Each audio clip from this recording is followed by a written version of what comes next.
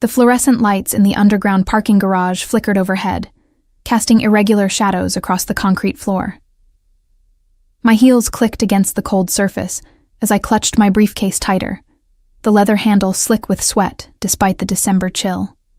3 cases worth of contracts weighed down my shoulder bag, each one representing another late night at Hoffman & Associates, another evening of translating legal jargon for families whose wealth I could only imagine in abstract numbers. I pressed the elevator call button with more force than necessary, my index finger leaving a slight impression on the worn brass. The digital display above showed the car descending from the 15th floor. 12. 9. 7. My watch read 9:47 p.m. Most of the building's occupants had left hours ago, their luxury sedans and chauffeur-driven vehicles long since departed for penthouses and estates I'd only seen in the glossy pages of the property portfolios we handled. The elevator dinged. The doors slid open with a mechanical whisper that seemed too loud in the empty garage. I stepped inside, my reflection fragmenting across the mirrored walls. Pale skin, dark circles under my eyes that no amount of concealer could fully mask. Auburn hair pulled back in a bun that had started to come loose around hour 10 of my shift. I looked like what I was, a junior associate grinding through her second year, desperate to prove herself worthy of the partnership track that Carmen kept dangling just out of reach. I reached for the button marked G for ground floor, but my hand froze mid-air. A figure emerged from behind one of the concrete pillars, moving with the kind of fluid grace that made my breath catch. He wore a charcoal suit that fit him like it had been painted on, the jacket open to reveal a white dress shirt with the top 4 buttons undone, exposing a triangle of olive skin and the suggestion of muscle beneath.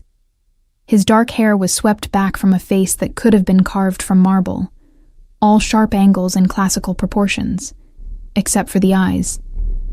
Those were modern, calculating, the deep brown of espresso with something dangerous swimming in their depths. Lorenzo Colombo stepped into the elevator before the doors could close.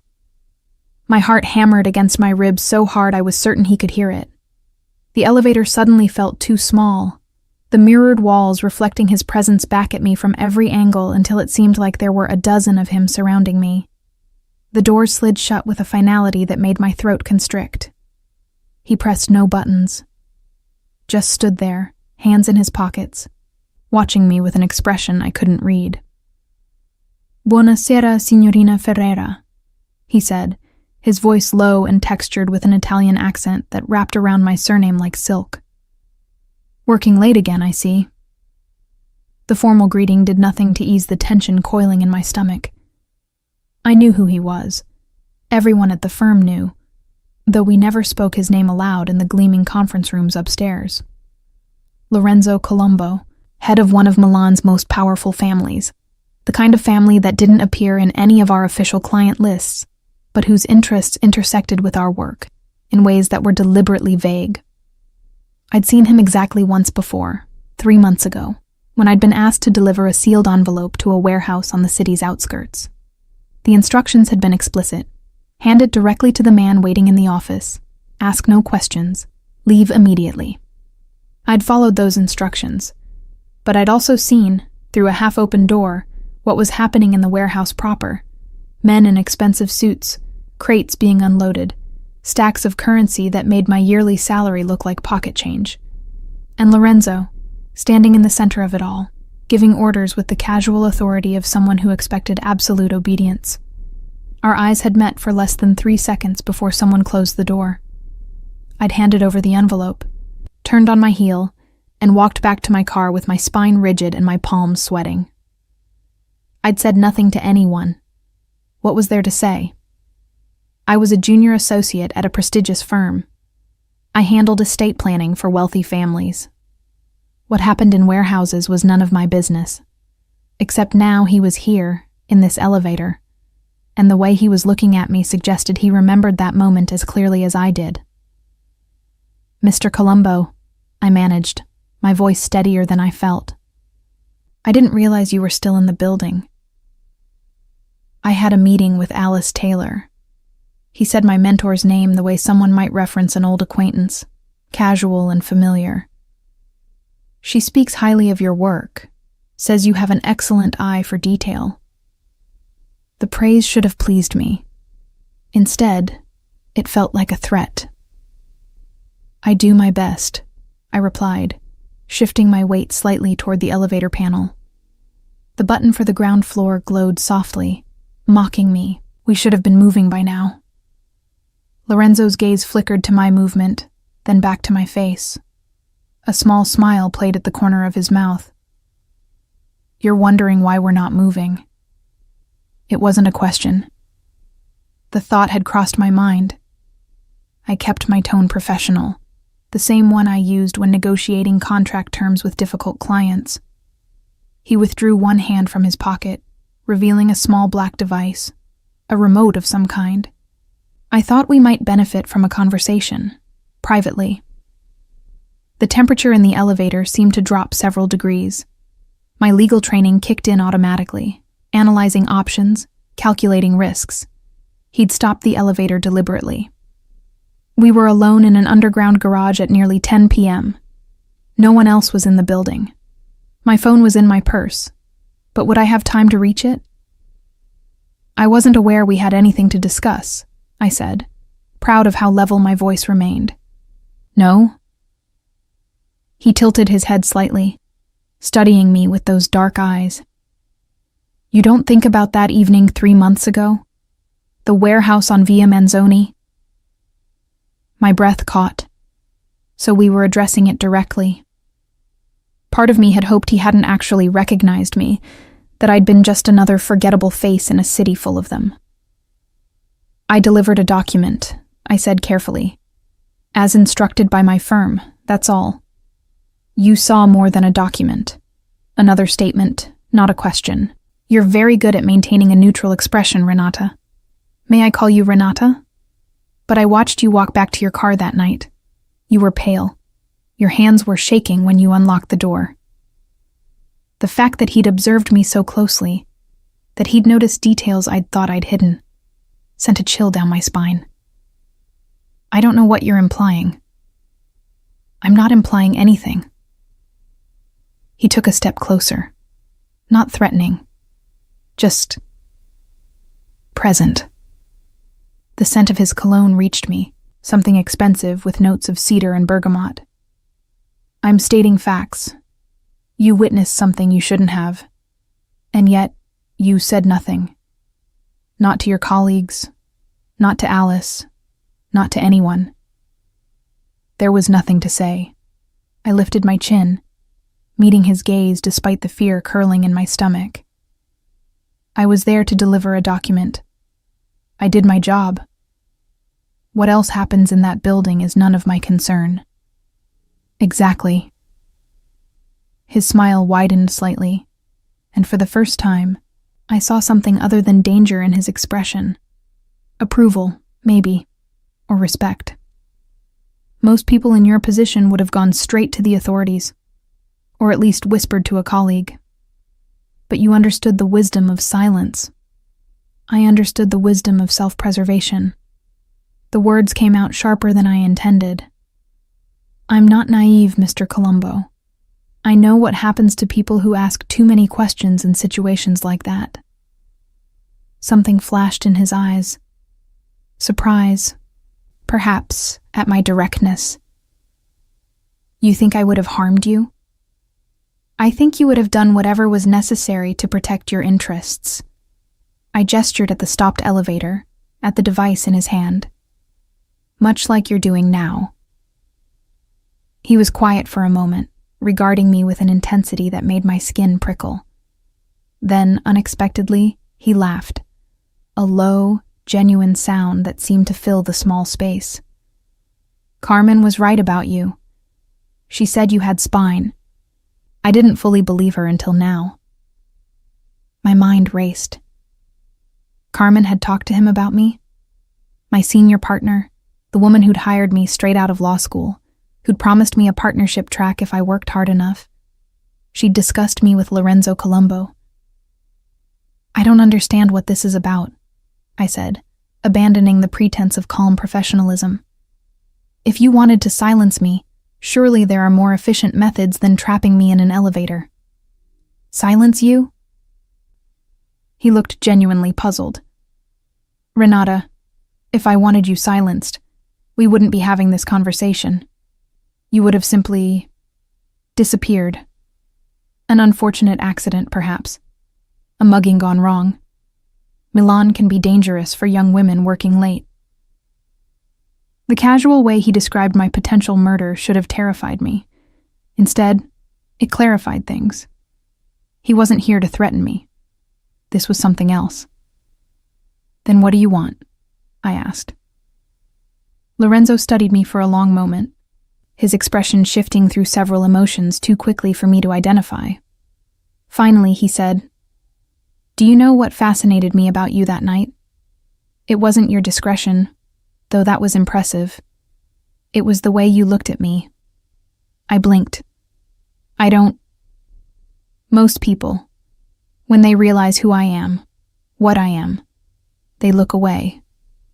Or they stare with fear, or with the calculating greed of those who think they can profit from proximity to power. He took another step closer, closing the distance between us until I could feel the heat radiating from his body. But you looked at me with something else. Judgment, yes. Disapproval. But also curiosity. Like you were trying to understand rather than simply condemn. "I'm a lawyer," I said, my voice barely above a whisper. "Analysis is part of the job. It's more than that." His hand came up, not touching me, but hovering near my face. I forced myself not to flinch. "You see the gray areas, don't you? You understand that the world isn't divided neatly into legal and illegal, right and wrong. You know that sometimes the law serves justice, and sometimes it serves power." He wasn't wrong. I'd seen enough in my 2 years at Hoffman & Associates to understand that wealth operated by different rules. Contracts that would send an ordinary person to prison were perfectly legal when structured correctly. Assets hidden, taxes minimized, consequences avoided, all within the bounds of the law, if you could afford the right lawyers. "What do you want from me, Mr. Colombo?" I repeated, steadier now. "I want to offer you a position." He stepped back slightly, giving me space to breathe. "Not at my organization. I know you have too much integrity for that. But as a consultant, legal advice, contract review, the kind of work you already do, just for me specifically." I stared at him. "You're offering me a job. A lucrative one. Triple your current salary to start, with bonuses based on the complexity of the work. All perfectly legal, all properly documented. You would continue at Hoffman & Associates. Alice has already agreed to allow you to take on outside consulting work, as long as it doesn't interfere with your primary responsibilities." My mind spun. Alice had agreed? How long had this been in the works? Why me? "Because you're brilliant, because you're discreet, and because—" He hesitated, and for the first time since entering the elevator, he looked almost uncertain. "Because I find myself thinking about you more than I should. That look you gave me, that moment of connection before the door closed, it stayed with me. 3 months, and I couldn't forget your face."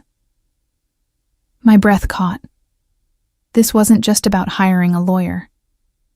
There was something personal in his words, something that both thrilled and terrified me. "I need time to think," I managed. "Of course." He pulled the remote from his pocket again, pressing a button. The elevator lurched into motion, beginning its ascent to the ground floor. But not too much time. There are complications developing. Situations that require the kind of legal expertise you possess, and I need someone I can trust. You don't know me well enough to trust me, don't I? The elevator dinged as we reached the ground floor. The doors slid open, revealing the empty lobby beyond. "You've already proven your integrity. You saw something that could have destroyed me, And you chose silence not out of fear, but out of understanding. That's rarer than you might think. I stepped out of the elevator, my legs slightly unsteady. Lorenzo remained inside, one hand holding the door open. 1 week, he said. Think about my offer. I'll have Carmen arrange a proper meeting, somewhere less confined, somewhere you'll feel safer. I don't feel unsafe, I lied. His smile was knowing. No, you don't. That's what makes you perfect for this. Most people in your position would be terrified, but you're not. You're calculating, weighing options, considering possibilities. It's very attractive. Before I could respond to that loaded statement, he released the door. It slid shut between us, and the elevator began its descent back to the garage. I stood in the empty lobby for a full minute, my heart racing, my mind churning with implications and possibilities. Through the glass doors, I could see my small sedan waiting in the visitor parking area, pathetically ordinary next to the luxury vehicles that usually occupied this space. Triple my salary, legal work, all above board. The chance to work with someone who clearly saw my potential, who appreciated my skills in ways that Carmen, for all her mentorship, never quite had. But also, Lorenzo Colombo. A man whose wealth came from sources I couldn't examine too closely. A man who'd stopped an elevator to have a private conversation with me. A man who'd admitted to thinking about me for 3 months. Who'd called me attractive with that intense look in his eyes. I walked to my car on autopilot, started the engine, drove home through Milan's late-night streets without really seeing them. My apartment was small, a studio in a building that needed repairs I couldn't afford to request. I made pasta from a box, ate it without tasting it, and lay in bed staring at the ceiling until the early hours of the morning. The worst part was that I was actually considering it. Not just the job, but everything it implied. The door he'd opened, the world he'd offered me a glimpse into. I told myself it was just about the money, about the career opportunity. But I knew, with a certainty that made my chest tight, that it was more than that. It was about the way he'd looked at me. The way he'd seen not just a junior associate, but someone worth his attention, his time, his very specific and dangerous interest. My phone buzzed on the nightstand, a text from an unknown number. Think carefully, Renata, but know that whatever you decide, I'll respect it. And I'll still protect you. L. Protect me from what? I wanted to ask. But I already knew the answer. From the moment our eyes had met in that warehouse, I'd become entangled in his world. The only question was whether I'd acknowledge that entanglement, or continue to pretend I could remain on the outside, safe and separate. I set the phone down and closed my eyes, but sleep wouldn't come. Instead, I replayed our conversation, analyzed every word, every gesture, every moment of that brief, intense encounter. 1 week, he'd said. 7 days to decide whether to step through the door he'd opened, or to close it firmly and hope he'd actually let me walk away. The fluorescent lights in the underground garage had flickered overhead, casting irregular shadows. Now, in my dark apartment, I realized those shadows had followed me home. The next morning arrived with Milan's typical winter gray, the sky heavy with clouds that promised rain but never quite delivered. I stood in front of my bathroom mirror, applying makeup with more care than usual, trying to cover the evidence of a sleepless night. My hands were steady as I traced eyeliner along my lids, but my mind kept returning to the elevator, to Lorenzo's words, to the text message that had glowed on my phone screen until I'd finally turned it face down at 3 a.m. The commute to Hoffman and Associates felt longer than usual, every traffic light an opportunity for my thoughts to spiral. I practiced what I'd say to Carmen when I saw her, how I'd ask about her conversation with Lorenzo without revealing too much.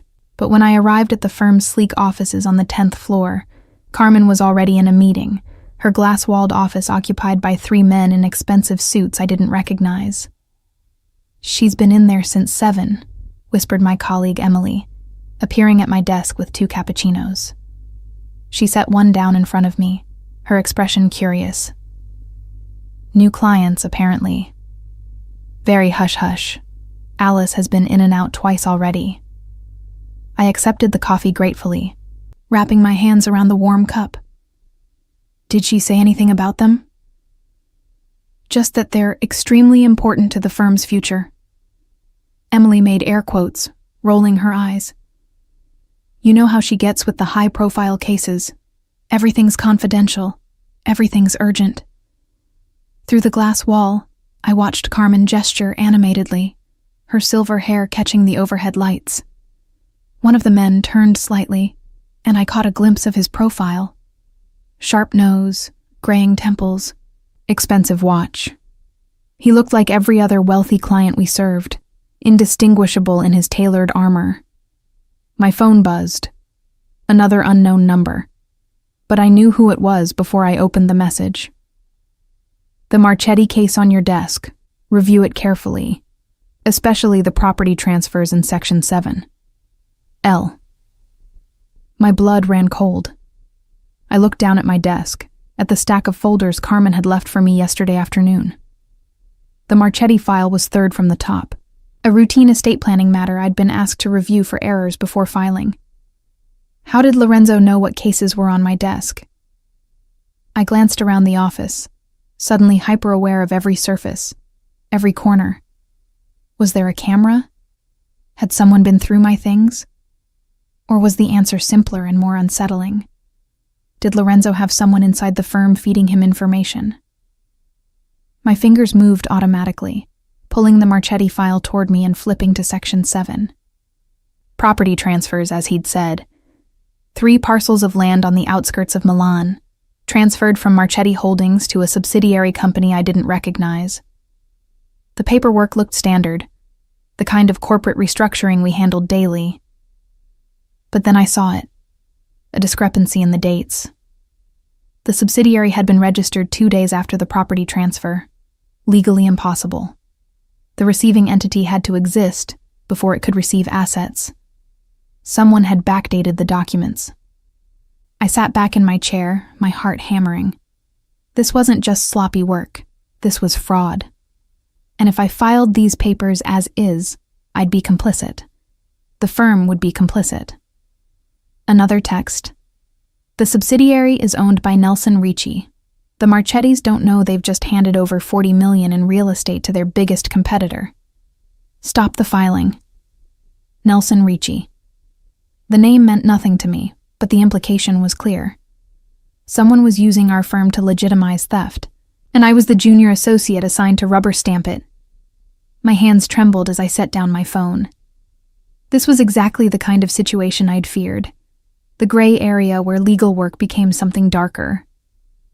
I could pretend I hadn't noticed the discrepancy, file the papers as instructed, and let someone else deal with the consequences.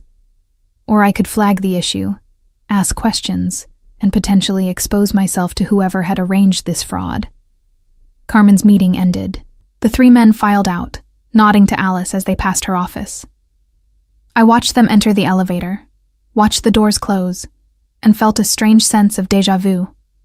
Another elevator, another enclosed space where the rules changed. Renata. Carmen appeared at my desk, her expression pleasant but tired. Do you have a moment? I followed her into her office, the Marchetti file tucked under my arm. She closed the door behind us, a rarity in our glass-walled environment, and gestured for me to sit. I wanted to discuss an opportunity with you, she began, settling into her leather chair. A consulting position with a private client. The work would be similar to what you do here, but more specialized, and significantly more lucrative. So Lorenzo had been telling the truth about her involvement. The confirmation should have relieved me, but instead it raised new questions. How much did Carmen know about Lorenzo's business? Was she complicit, or just pragmatic? I received a message about it, I said carefully. Last night. Her eyebrows rose slightly. Quick work. Lorenzo said he wanted to approach you personally, but I didn't realize he'd already made contact. It was an unexpected encounter. I chose my words precisely. In the parking garage. Something flickered across Carmen's face. Concern, maybe, or calculation. I see. And what did you think of his proposal? I'm still processing it. I set the Marchetti file on her desk. But I have a more immediate concern. Section 7 of this filing. There's a date discrepancy that makes the transfer legally invalid. Carmen opened the file, her eyes scanning the pages. I watched her face carefully, trying to read her reaction. Did she know about the fraud? Was she part of it? Good catch, she said finally, closing the folder. I'll send this back to the Marchettis for correction. Thank you for the careful review. The receiving company doesn't exist at the time of transfer, I pressed. Someone backdated the subsidiary registration. Which is exactly why we review these documents before filing. Her tone was pleasant but firm, the same one she used to end conversations she didn't want to continue. You've done your job, Renata. Leave the client management to me. I wanted to push further, to ask if she knew about Nelson Ricci, about the $40 million in theft, disguised as corporate restructuring. But something in her expression warned me off. There were boundaries even in mentorship, lines that shouldn't be crossed. Regarding Lorenzo's offer, Carmen continued, I think you should seriously consider it. The experience would be invaluable, and the compensation would allow you to pay off your student loans years ahead of schedule. She knew about my loans. Of course she did. She'd reviewed my financial disclosure when I was hired. But the way she mentioned them now felt pointed, like a reminder of what I stood to gain. I'm concerned about the nature of the work, I said honestly. I don't want to compromise my ethics for money. Lorenzo's business interests are extensive and largely legitimate, Carmen replied. Yes, he operates in gray areas, but so do many of our clients. The difference is that he's upfront about it. He won't ask you to do anything illegal, and he'll pay you extremely well for your expertise. And if I refuse? Her expression softened. Then you refuse. Lorenzo is many things, but he's not vindictive toward people who've shown him loyalty through discretion. Your position here would be unaffected. I wanted to believe her, but the timing, the Marchetti case, the immediate offer, the way Lorenzo had known exactly what was on my desk, suggested a more complex situation.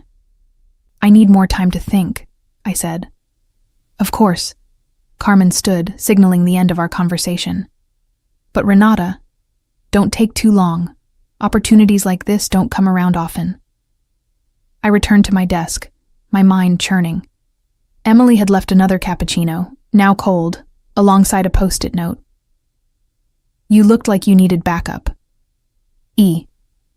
The small kindness made my throat tight. My phone buzzed again. Thank you for catching that. You just saved the Marchettis from losing everything. And you demonstrated exactly why I need you. L. I stared at the message, anger flaring hot in my chest. He'd set me up. The case had been a test, a way to show me both the danger of the world I worked in and his power to protect me from it. The Marchetti fraud hadn't been an accident I'd stumbled across. It had been deliberately placed in front of me. My fingers flew across the keyboard. You manipulated me. His response came immediately. I showed you the truth. There are wolves in sheep's clothing all around you. At least I'm honest about having teeth. I wanted to throw my phone across the room. Instead, I set it down carefully and returned to work, processing contracts and reviewing estate plans with mechanical precision. But I couldn't shake the feeling of being watched, of invisible strings pulling at my decisions. At lunch, I walked to a cafe 3 blocks away, needing distance from the office. The December air was sharp, carrying the scent of roasted chestnuts from a street vendor's cart. I ordered a panini I didn't want and sat by the window, watching pedestrians hurry past, wrapped in their winter coats and private concerns. A man in a black jacket had been standing across the street when I entered the cafe. He was still there 20 minutes later, seemingly engrossed in his phone, but never quite looking at the screen. When I finished my coffee and stood to leave, he straightened slightly, tracking my movement. One of Lorenzo's people. Had to be. I walked back to the office slowly, taking a deliberately indirect route. The man followed at a distance, professional but obvious. Lorenzo wanted me to know I was being watched. Whether for protection or control, I couldn't tell. Maybe both. The afternoon crawled by. Alice stopped by my desk at 4, her expression warm but assessing. Carmen mentioned Lorenzo's offer. It's a good opportunity, Renata. I hope you'll consider it seriously. Everyone knew. Everyone had apparently discussed my future before I'd even been consulted. The realization made me feel trapped, like the walls of the office were closing in. At 6, when most of my colleagues had left for the day, my phone rang. An actual call this time, not a text. I didn't recognize the number, but I knew who it would be before I answered. You've been thinking all day. Lorenzo's voice was smooth, that slight Italian accent making each word feel deliberate. I can practically hear your thoughts from here. Where is here? I asked, looking around the empty office. Somewhere with a view of your building. I wanted to check on you after you discovered my little test. It wasn't little, I snapped. You used me to intercept fraud.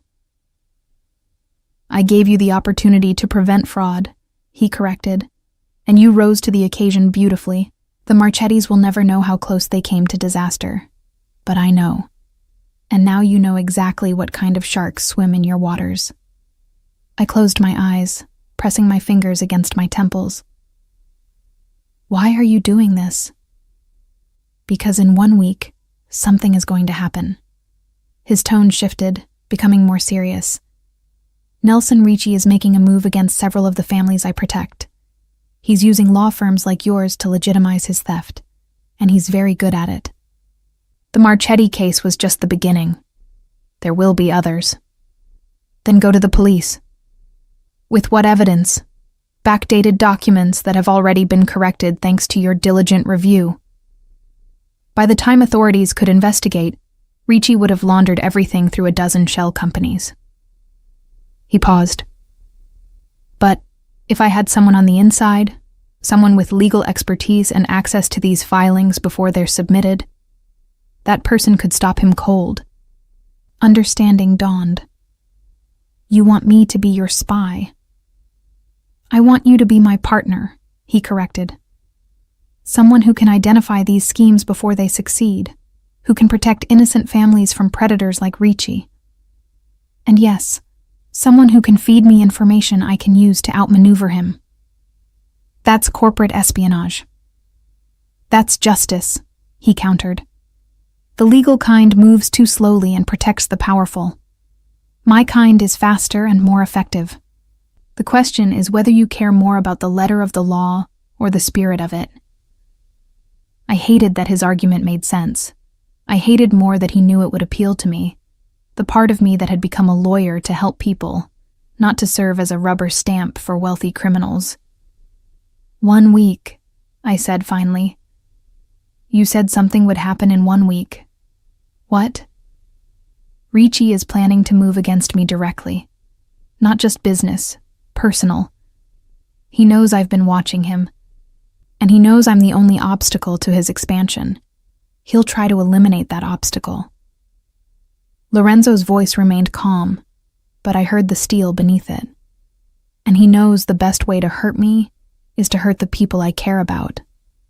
My breath caught. We barely know each other. But he doesn't know that. He's been watching me watch you. He saw me stop the elevator. He knows I've made you an offer. Which means as of last night, you became a target. The man in the black jacket. Not Lorenzo's guard, Ricci's surveillance. You put me in danger, I whispered. No, Renata. I exposed the danger you were already in. The moment you walked into that warehouse 3 months ago, the moment you saw what you saw, you became part of this world. I'm just offering you the tools to survive it. I wanted to argue, to insist that I could walk away, that I could refuse his offer and return to my simple life. But the Marchetti case had proved how naive that was. I was already involved, already compromised, whether I acknowledged it or not. "What do you need from me?" I asked, hating the resignation in my voice. "Meet me tomorrow night. 8 p.m. The address I'll text you. Come alone, and we'll discuss details. Bring any cases you think are suspicious. I'll help you identify which ones are Ricci's work. And if I don't come, then I'll respect your decision and do my best to keep you safe from a distance. But Renata?" His voice softened. "You're too smart to hide from this. You've already decided. You just need time to admit it to yourself." He ended the call before I could respond. I sat in the darkening office, my computer screen glowing softly in the evening shadows. Outside, Milan's lights were beginning to flicker on, the city transforming into its nighttime self, beautiful and dangerous in equal measure. My phone buzzed with an address in the Brera district, one of the city's most elegant neighborhoods. Of course, Lorenzo wouldn't meet me anywhere ordinary. I gathered my things slowly, methodically, trying to organize my thoughts. As I walked to my car, I noticed the man in the black jacket was gone, but I felt eyes on me anyway. Different eyes, belonging to different watchers. Lorenzo had been right about one thing. I'd already decided, not because of the money or even the sense of justice he'd appealed to, but because for the first time since starting at Hoffman and Associates, someone saw me as more than a junior associate, more than a replaceable cog in a corporate machine. He saw me as an equal, as someone whose mind, whose ethics, whose very specific skills were valuable enough to pursue, to protect, to risk exposure for. And that recognition, dangerous as it was, felt like oxygen after drowning. I drove home through evening traffic, checking my mirrors constantly, trying to identify which cars might be following me. By the time I reached my apartment, I'd counted at least 3 possibles, or none. Maybe I was just paranoid now. Inside my small studio, I made tea I didn't drink and stared at my law degree hanging on the wall. 4 years of school, 2 years of practice, mountains of debt, all to end up here, standing in a cramped apartment, contemplating whether to become a consultant to the Mafia. My phone lit up with one final message. "Sleep well, Renata. Tomorrow everything changes. L." I didn't sleep well, but I did sleep eventually, with my law book spread across my bed and Lorenzo's words echoing in my mind. At least I'm honest about having teeth. In the morning, I would make my decision. But deep down, in the place where instinct lived beyond logic, I already knew what it would be. The elevator doors had opened, and I was already stepping through. The address Lorenzo had sent me belonged to a private art gallery in the Brera district, the kind of establishment that didn't advertise and accepted clients by invitation only. I stood outside at 7:55 p.m., my reflection distorted in the gallery's dark windows. I'd changed 3 times before leaving my apartment, finally settling on tailored black pants and a burgundy silk blouse. Professional enough for a business meeting, elegant enough for wherever this evening might lead. The door opened before I could knock. A woman in her 50s, dressed entirely in black, greeted me with a slight smile. "Signorina Ferreira, Mr. Colombo is expecting you. This way, please." She led me through the gallery's main room, past paintings that probably cost more than my lifetime earnings, into a private viewing chamber at the back. The space was intimate, lit by soft track lighting that illuminated a single massive canvas on the far wall, an abstract piece in blues and golds that seemed to shift as I moved. Lorenzo stood before it, his back to me, wearing dark slacks and a white shirt with those same 4 buttons undone. He turned when he heard my footsteps, and the intensity of his gaze made me falter mid-step. "You came," he said simply. "You didn't give me much choice." There's always a choice, Renata. You just chose to stop lying to yourself about what you want. He gestured to a small table near the painting, where 2 glasses and a bottle of wine waited. Please sit. We have much to discuss. I took the offered chair, accepting the wine he poured. The room felt too intimate, too much like a date rather than a business meeting. But maybe that was intentional. Lorenzo seemed to blur boundaries naturally, making everything personal whether you wanted it to be or not. Before we discuss Ricci, I said, needing to establish some control. I need to understand what happened 3 months ago. The warehouse. What was I really witnessing? Lorenzo settled into the chair across from me, cradling his wine glass. A transaction. Legal, technically, though the optics would have been problematic. We were consolidating assets from several family businesses, cash that needed to be accounted for before the fiscal year ended. And the men with guns? Security, standard for that amount of currency. He tilted his head, studying me. You're wondering if I deal in drugs, weapons, human trafficking, all the things Americans' movies suggest the Italian Mafia involves itself in. Do you? No. The single word was firm, final. My family built our influence over 3 generations through construction, real estate, and strategic political connections. We protect businesses that can't protect themselves from corrupt officials and rival organizations. Sometimes that protection requires force, but not the kind you're imagining. I wanted to believe him. The rational part of my brain warned against taking his word at face value. But something in his directness, the way he met my eyes without flinching, suggested truth. The warehouse wasn't the first time I'd seen you, Lorenzo continued, setting down his glass. You'd been working at Hoffman & Associates for about 6 months when I first noticed you. There was a reception for one of Alice's major clients, the Castellanis, textile empire, old money. You were there, making small talk with Giuseppe Castellani's wife, and she laughed at something you said. Really laughed, not the polite society laugh. I asked Alice about you afterward. My breath caught. You've been watching me for over a year? Not watching, aware of. There's a difference. He leaned forward slightly. In my world, knowledge is protection.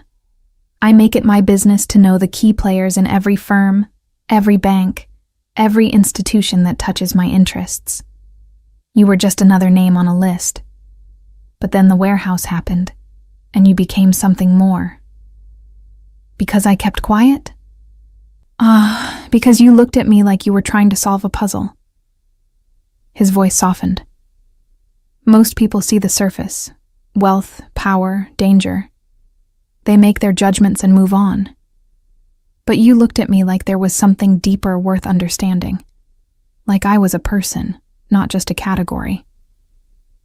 The vulnerability in his words surprised me. For a moment, I glimpsed the man beneath the carefully constructed armor, someone who'd spent so long being feared that being seen felt radical. You're romanticizing it, I said, though my voice lacked conviction. I was terrified. You were cautious, different thing. He smiled slightly. And you're still here despite that caution. Tell me why. The question caught me off guard in its directness. I took a sip of wine, buying time to organize my thoughts. Because you were right about the Marchetti case, about the dangers I didn't see, and because I hesitated, then committed to honesty, because the work I do at the firm feels empty sometimes.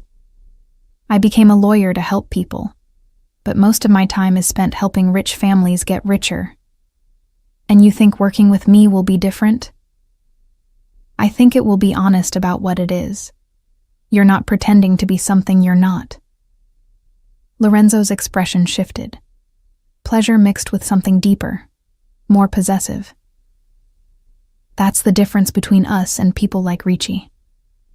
We operate in shadows, yes, but we don't pretend to be legitimate while stabbing people in the back.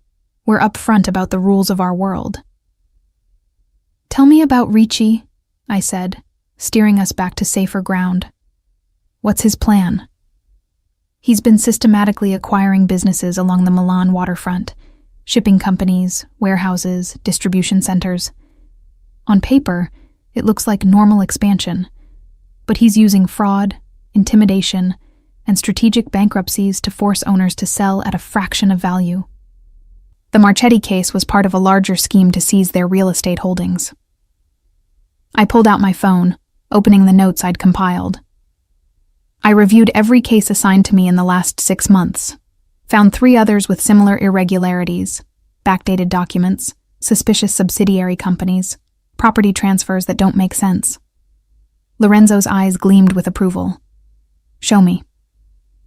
For the next hour, we went through each case, Lorenzo explaining the context I couldn't see from the legal documents alone. The Bellini shipping company had refused Ricci's buyout offer.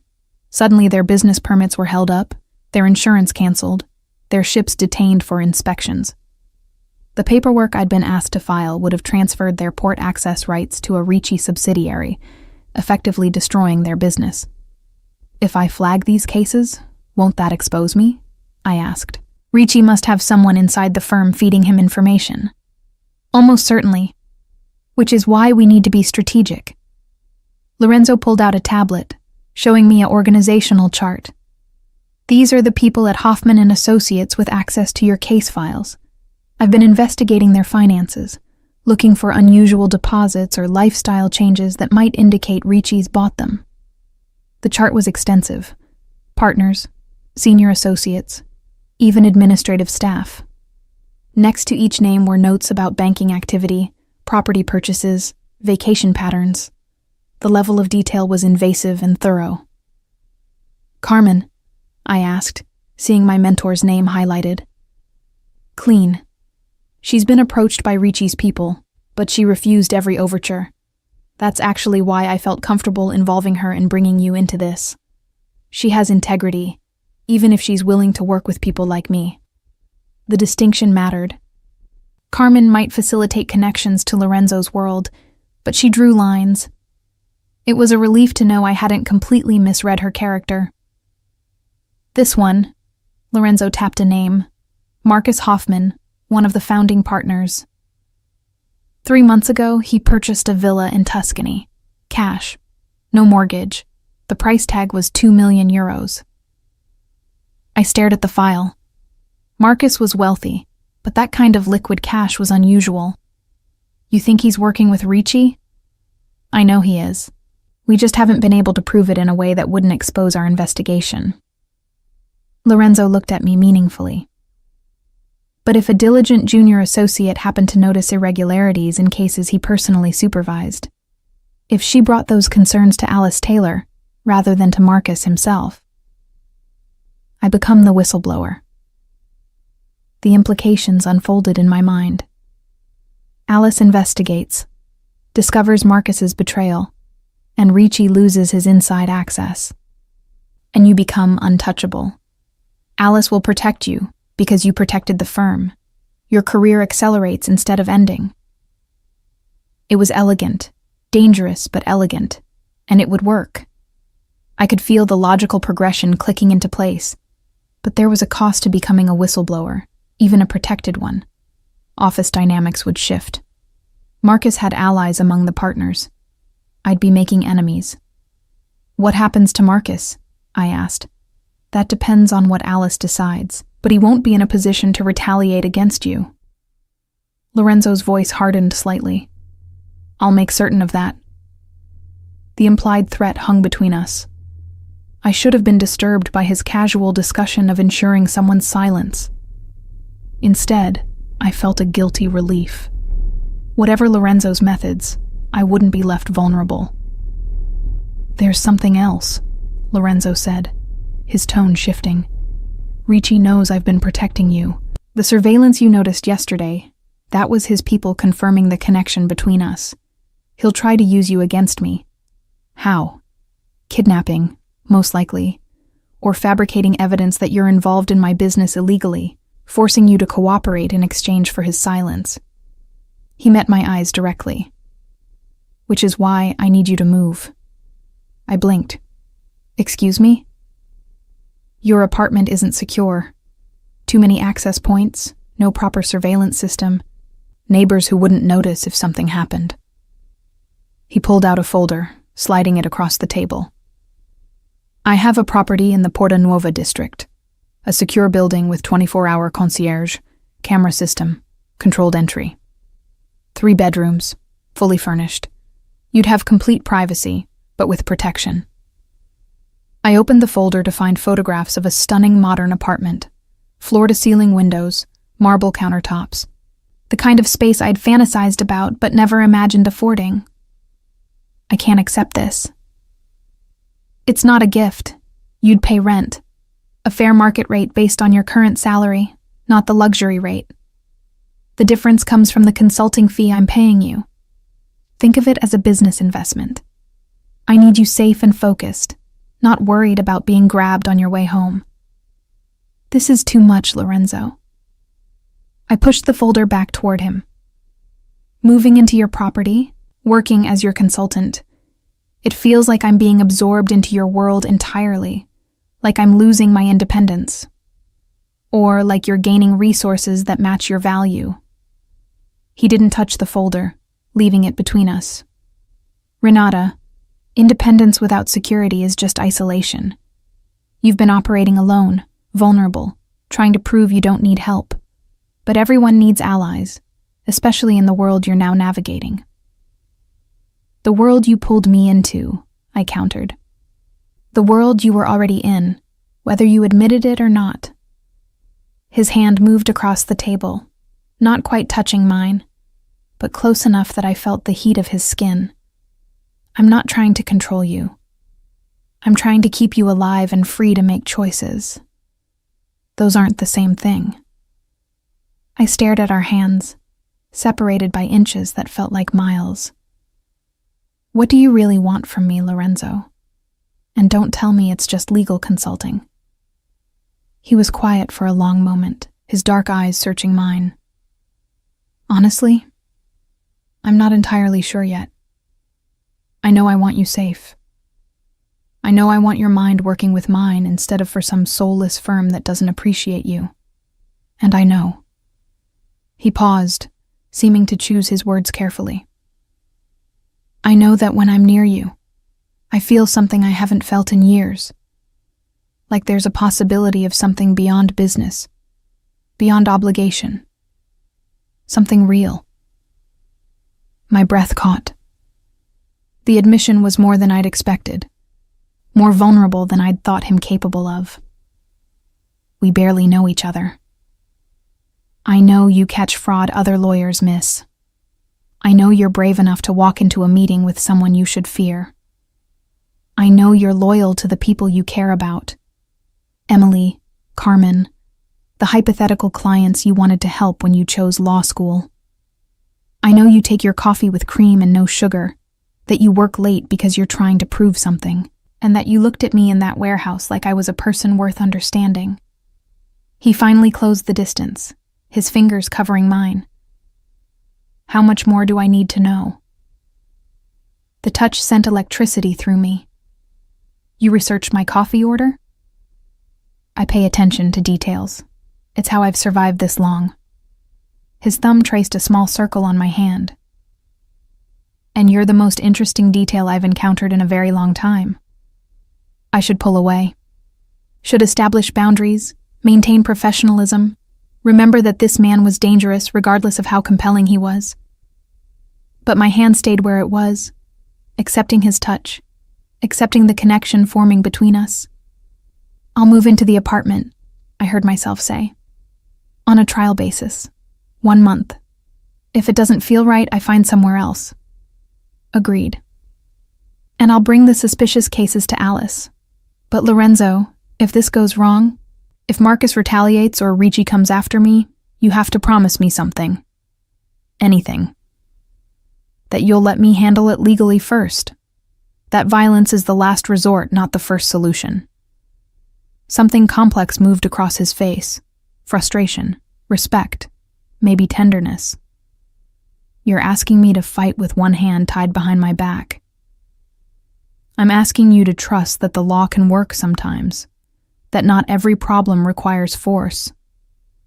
He studied me for a long moment, then nodded slowly. "I'll try it your way first, but if it fails, if you're in danger, I reserve the right to protect you by any means necessary." It wasn't complete capitulation, but it was more compromise than I'd expected from someone in his position. "Okay. Okay," he echoed, his hand still covering mine. We sat like that in the dim gallery, the abstract painting witnessing this strange alliance forming between us. Outside, Milan's night sounds filtered through. Distant traffic, voices in the street.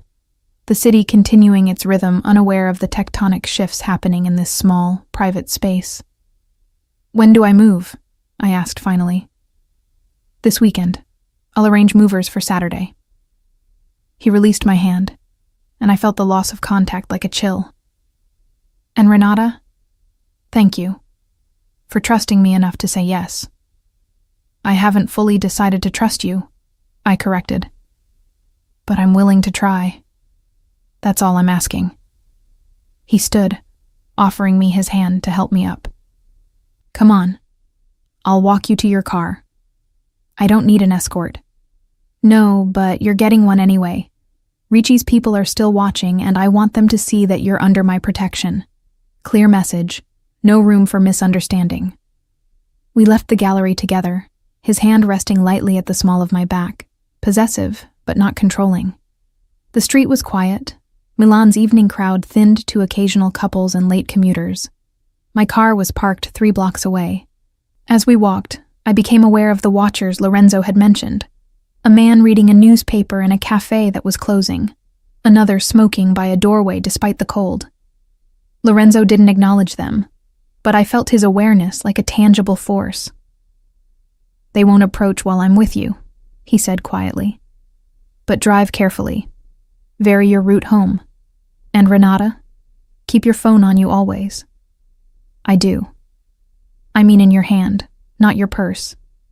If anything feels wrong, call me immediately. I have people positioned throughout the city. Someone can reach you within minutes." The level of organization was both reassuring and unsettling. "You've been planning this since the day you walked into that warehouse." He stopped beside my car, turning to face me. "I told you, I've been aware of you for over a year. This isn't impulsive. This is strategic." "And what am I in this strategy? Asset? Pawn?" "Partner," he said firmly. "Maybe something more, if you'll let it develop naturally. But first, partner." I unlocked my car, sliding into the driver's seat.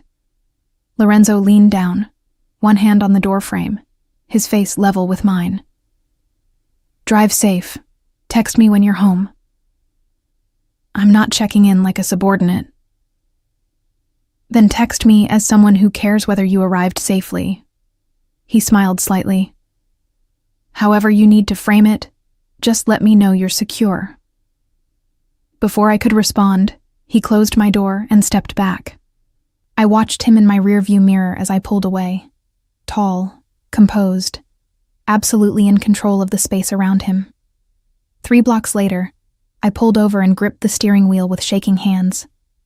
What had I just agreed to? Moving into his property, becoming his consultant, entangling myself deeper in a world I'd spent my entire career trying to avoid. But then I thought about the Marchetti family, about the other cases I'd identified, about the justice that could happen if someone with legal knowledge and moral conviction worked within the system rather than outside it. I thought about Lorenzo's hand covering mine, his voice saying, "Partner?" His eyes looking at me like I was someone worth protecting, not because I was weak, but because I was valuable. My phone buzzed. "I'm watching your car on GPS. You pulled over. Everything okay?" L. Of course he'd put a tracker on my car. I should be outraged. Instead, I felt oddly comforted. At least I knew where I stood. Watched. Protected. Enrolled in something far bigger than myself. "Everything's fine. Just processing. R." Take your time. I'll be here when you're ready to talk. L. I pulled back into traffic, pointing my car toward home. My temporary home, I corrected. Soon I'd be in Porta Nuova, in a space Lorenzo had chosen, surrounded by security he'd arranged. The elevator doors had opened weeks ago. Tonight, I'd walked fully through them, and now there was no going back. The movers arrived at 8 a.m. Saturday, 4 men in matching uniforms who worked with military efficiency. I watched from my apartment doorway as they cataloged my belongings, which took remarkably little time, given how sparse my possessions were. 2 years in Milan, and I'd accumulated barely enough to fill their smallest truck. "Light packer," observed one of the men, a muscular guy with kind eyes. "Makes our job easy." I forced a smile, embarrassed by how little I owned. The contrast between my modest furniture and the luxury apartment awaiting me felt stark, uncomfortable, like I was a child playing dress-up in adult spaces. My phone buzzed. Lorenzo checking in for the 3rd time this morning. "Everything on schedule? Felix will meet you at the new building to handle keys and security protocols." L.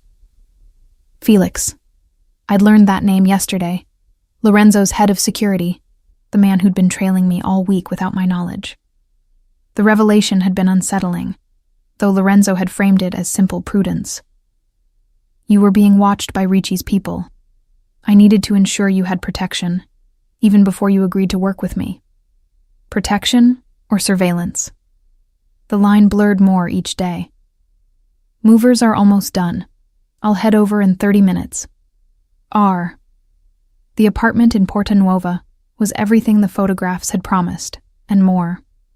Floor-to-ceiling windows offered a panoramic view of Milan's modern skyline, the glass reflecting clouds that hung low and heavy with unspilled rain.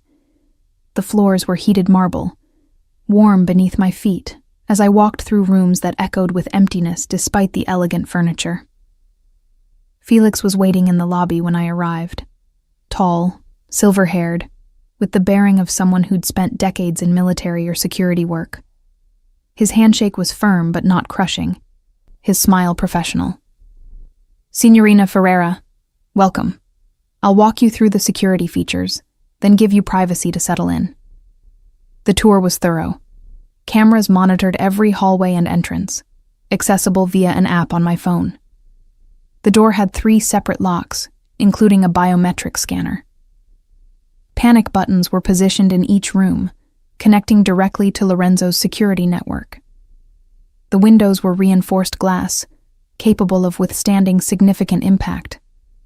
"It seems excessive," I said as Felix demonstrated the panic button in the master bedroom. "Mr. Colombo doesn't believe in half measures when it comes to protection." Felix's tone was neutral, but his eyes held something like approval. "Especially not for people he values." People he values.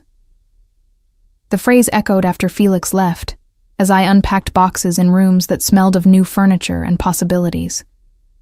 What did it mean to be valued by Lorenzo Colombo, and why did the thought send both warmth and anxiety through my chest?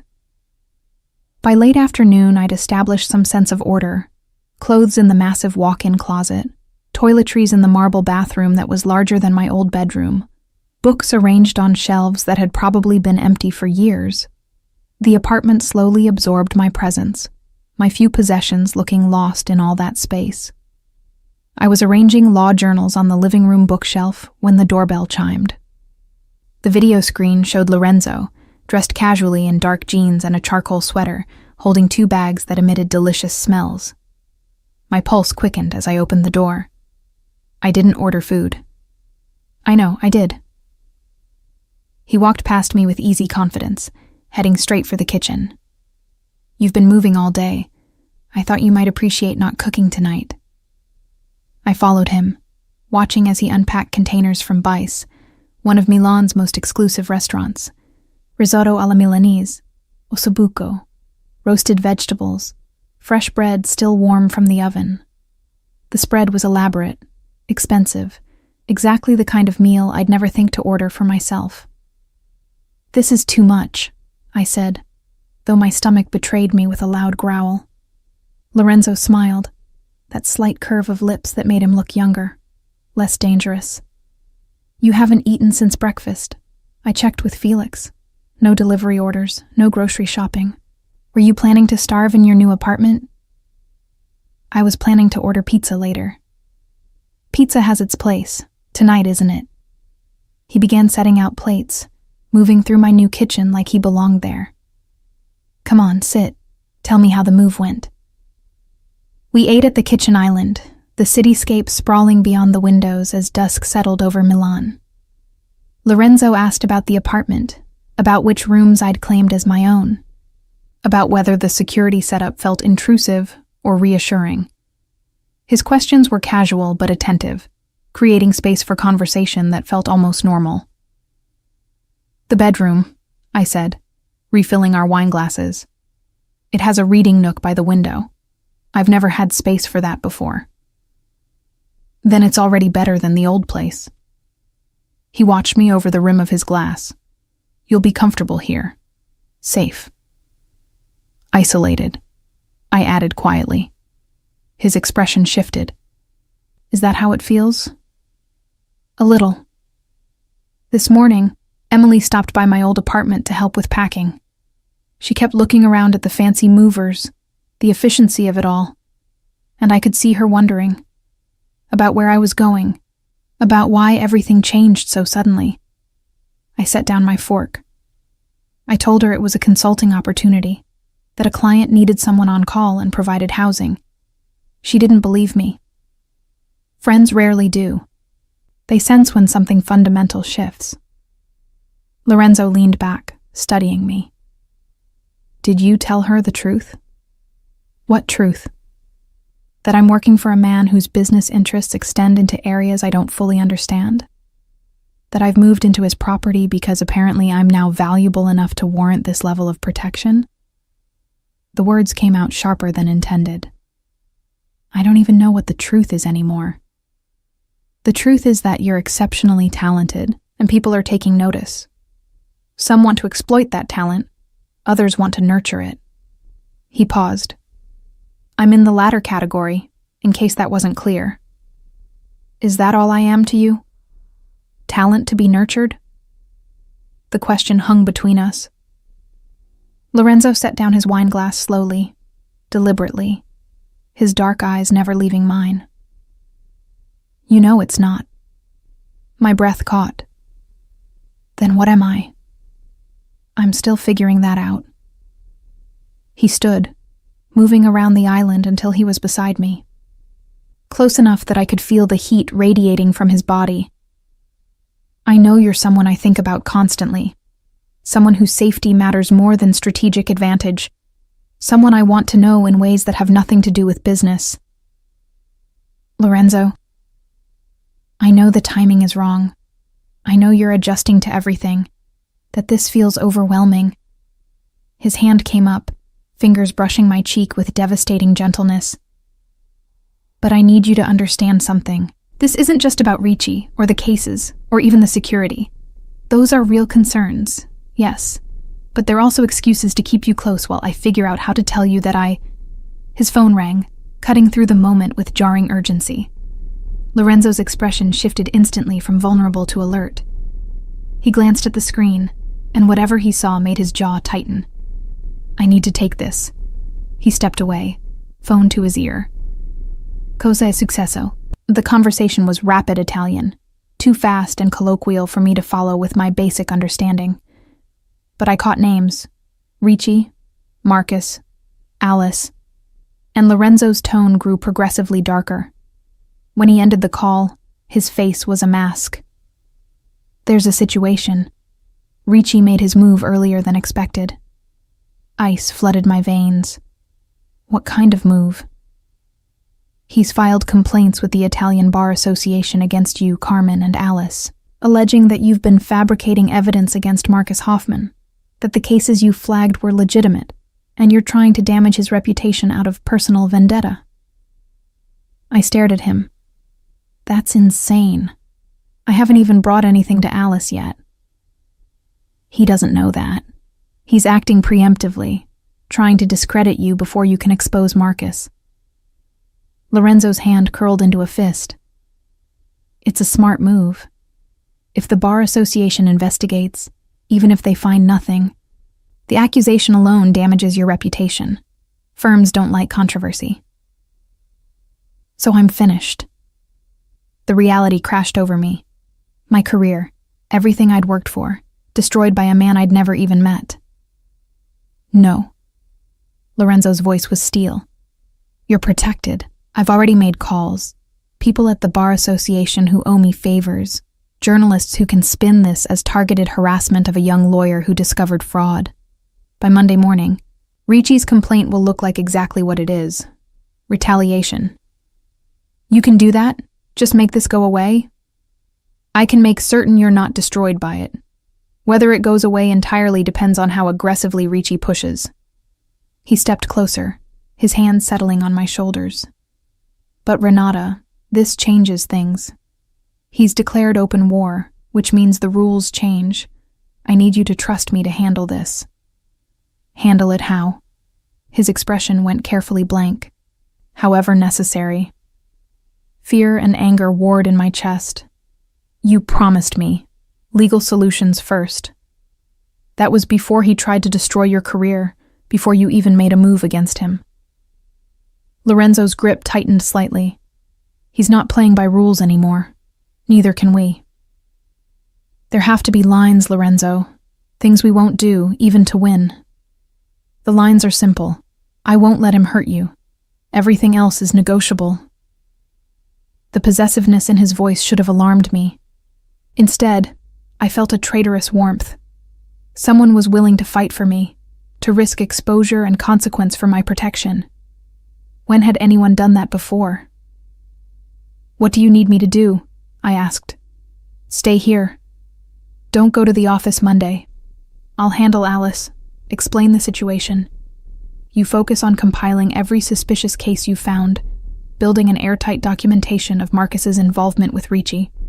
When we're ready to move, it'll be with overwhelming evidence. And in the meantime, you're under protection. Felix and his team will rotate shifts outside this building. You don't leave without security. You don't meet with anyone I haven't vetted. He paused. I know it feels like prison, but it's temporary, until we neutralize the threat. How long is temporary? Days. Maybe a week. His hands slid from my shoulders to frame my face, tilting my head back so I had to meet his eyes. I will fix this, Renata. I promise. The intensity in his gaze stole my breath. Why does this matter so much to you? I'm just a lawyer you've known for a few weeks. You're not just anything. His thumb traced my cheekbone. You're someone who looked at me and saw possibility instead of just danger. Someone brilliant enough to catch what others miss, brave enough to step into my world despite every reason to run. Someone who makes me want to be better than I am. Lorenzo, I'm falling for you. The words were raw, honest, stripping away every layer of calculated charm. I've been falling since that moment in the warehouse, and every conversation since has only made it worse. So no, this isn't just about business or strategy. This is about keeping safe the one person who's made me feel human in years. Tears pricked my eyes. You barely know me. I know enough. He leaned closer, his forehead resting against mine. Tell me you don't feel this too. Tell me I'm alone in this, and I'll step back.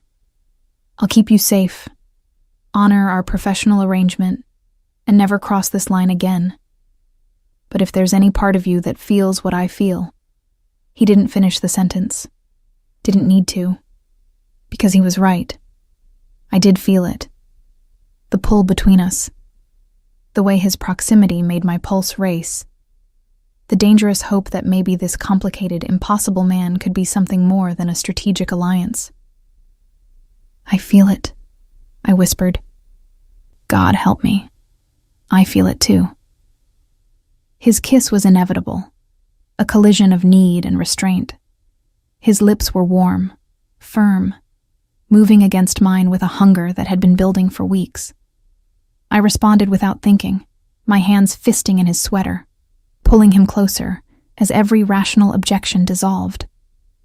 When we finally broke apart, both breathing hard, Lorenzo rested his forehead against mine. We should stop. Probably. You're vulnerable right now, under stress. I don't want to take advantage. You're not. I pulled back enough to meet his eyes. I'm making a choice, Lorenzo. Maybe not a smart one, but it's mine. Something fierce and possessive flared in his expression. Then choose, because once we cross this line, once I have you, I won't be able to let you go. You need to understand that about me. I understand. And I did. Lorenzo didn't do anything by halves. Not protection, not business, not whatever this was growing between us. If I said yes now, I was saying yes to all of it. Your room or mine? His voice was rough, barely controlled. This is your apartment. No, it's yours now. Every room, every space. I'm just a guest here, Renata. You call the shots. The surrender in his words, the way he gave me power in the one area where he could, made my decision. My room.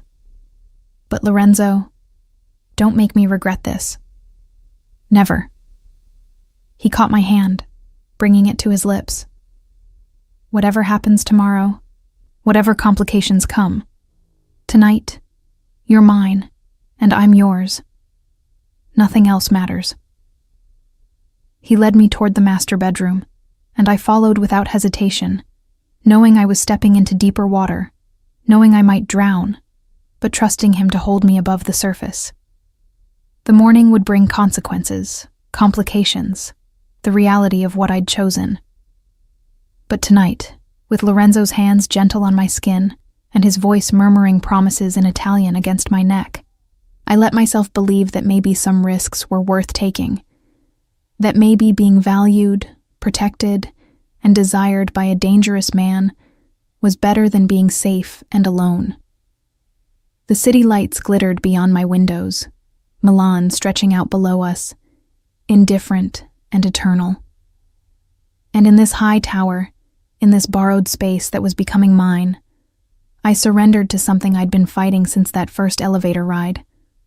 Not to Lorenzo's control, but to the possibility that we might build something real from this impossible beginning. I woke to sunlight streaming through unfamiliar windows, and Lorenzo's arm draped across my waist. For a moment, disoriented by sleep, I forgot where I was. Then memory returned in a rush. The move, the dinner, Ricci's attack, and what had followed after. Lorenzo stirred beside me, his eyes opening slowly.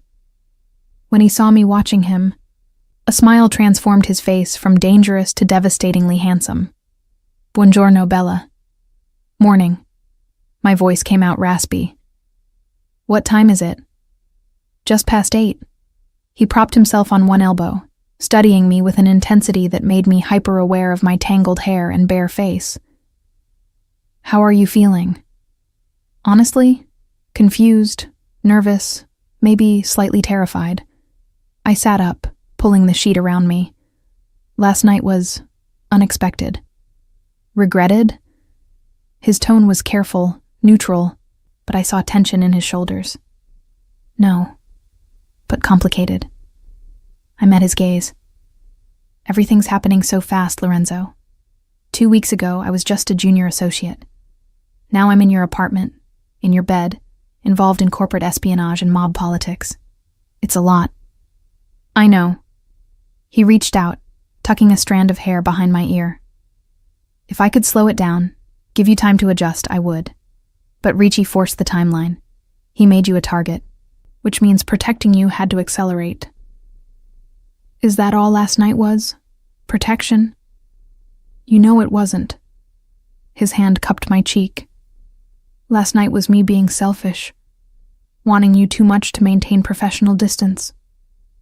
But Renata, if it's too much, if you need space, I don't want space. The admission surprised me with its certainty. I want to understand what I've gotten into. All of it. Not just the business with Ricci, but your world. The empire you've built. How it really works. Lorenzo was quiet for a long moment. Most people don't want to know. They prefer deniability. I'm not most people. No, you're not. He sat up, the sheet pooling at his waist. Okay, you want the truth? I'll give it to you. But once you know, you can't unknow it. Your illusions about noble criminals working for justice, those might not survive. I'm not naive enough to have illusions. We'll see. He stood, unself-conscious in his nudity, and walked to the window. Milan sprawled below us, the city waking to Sunday morning routines. My grandfather came to Milan from Sicily in 1952. He had nothing, no education, no connections, just willingness to work and an understanding of how power really operates. He started in construction, greasing palms to get contracts, ensuring projects finished on time by discouraging union disputes. I listened, pulling on a robe as Lorenzo spoke. By the time my father inherited, the family controlled most of the city's construction. But my father wanted more: political influence, financial reach beyond Italy. So he diversified. Real estate development, private security firms, consultation services, all legitimate, all profitable. But the foundation was still the same. We controlled resources others needed, and we extracted payment for that control. Protection money, I said quietly. Sometimes. More often favors. A judge who owed us would rule favorably on permit disputes. A politician we'd supported would ensure zoning changes went through. A banker we'd helped would approve loans for our associates. He turned to face me. It's not violence, Renata. It's influence. The same game every powerful family plays, just more efficiently. And when influence doesn't work, then we escalate, but carefully. The goal is always to avoid bloodshed. It's messy, unpredictable, and draws attention. We prefer financial pressure, reputational damage, strategic obstacles that make cooperation more appealing than resistance. I thought about the warehouse, the cash transactions, the careful orchestration of Lorenzo's world. And Ricci? How does he operate differently? Lorenzo's expression darkened. Ricci is new money, no patience for the slow game. He uses violence as a first tool, not a last resort. Intimidation, threats against families, strategic brutality that terrorizes people into compliance. It's effective short-term, but it creates enemies. Like you, like me. He moved to sit beside me on the bed. I've been trying to push him out of Milan for 2 years. He's got his hooks in shipping, which gives him leverage over imports and exports. He's been systematically destroying competitors, and now he's targeting the families I protect. Why does he want me? I'm just a lawyer. Because you're connected to me, and because you have access to legal mechanisms he can't easily control. If he can discredit you, he discredits any evidence you might uncover against Marcus. It's strategic, brutal, and typically Ricci. I processed this, pieces clicking into place. So, what's your plan? Expose Marcus completely, cut Ricci's access to legal legitimization, then apply financial pressure. I've been buying up debts Ricci owes, consolidating his obligations to companies I control. When the moment's right, I call those debts simultaneously. He'll be forced to liquidate assets, which weakens his position. That's elegant, I admitted. No violence, just economics. That's always been my preference. Violence is expensive and imprecise. His hand found mine, fingers intertwining. But Renata, you need to understand. If he threatens you directly, if he moves against you physically, I will respond with force. That's non-negotiable. The absolute certainty in his voice sent a shiver through me. I don't want people hurt because of me. Then we make sure it doesn't come to that. He kissed my knuckles. which means you stay here, stay safe, and let me handle the external pressures. Can you do that?" It felt like surrender.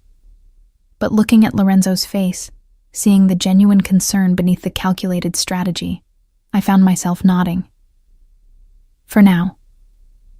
But Lorenzo, I want to be involved in planning, in strategy. Not just protected, but participating. Pride flickered in his expression. Done. In fact, I could use your legal perspective on something. He stood, pulling on his discarded clothes. Get dressed. I'll make coffee, and we'll go through some files I've been compiling.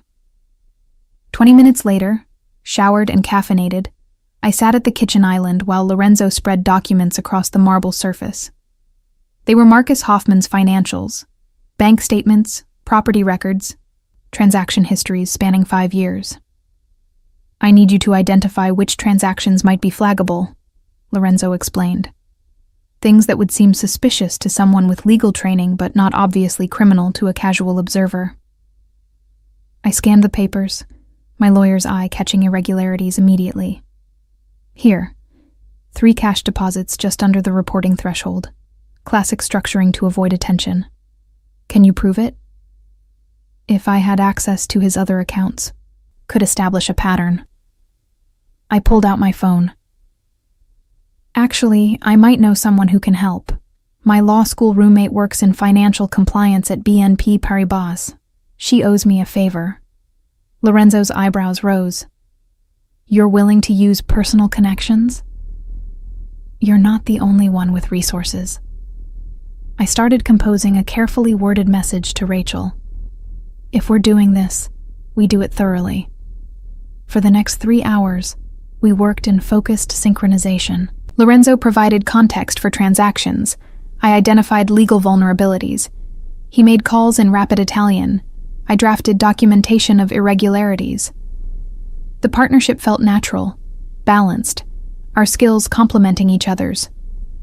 By early afternoon, we had a comprehensive file on Marcus's dealings with Ricci. Enough evidence to trigger a bar association investigation and probably criminal charges. "This is good work," Lorenzo said, reviewing my summary.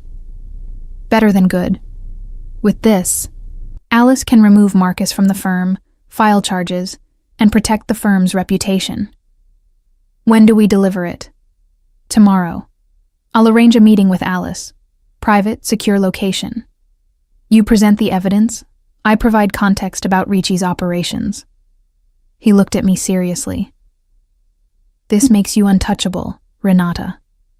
Alice will be grateful, protective. Your career accelerates instead of ending." I should have felt triumphant. Instead, I felt the weight of what we'd done, using my legal training to help dismantle someone's life, even if that someone was corrupt. The gray area Lorenzo had mentioned wasn't theoretical anymore. "You're having second thoughts," Lorenzo observed. "Not second thoughts, just awareness of consequences. Marcus will lose everything. His career, probably his freedom. He chose this.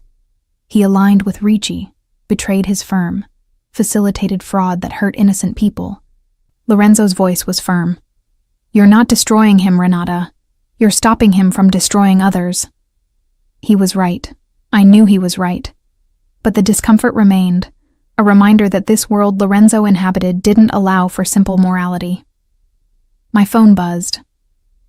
Rachel, responding to my earlier message. "Found something interesting in those account numbers you sent. Can we talk? Private call?"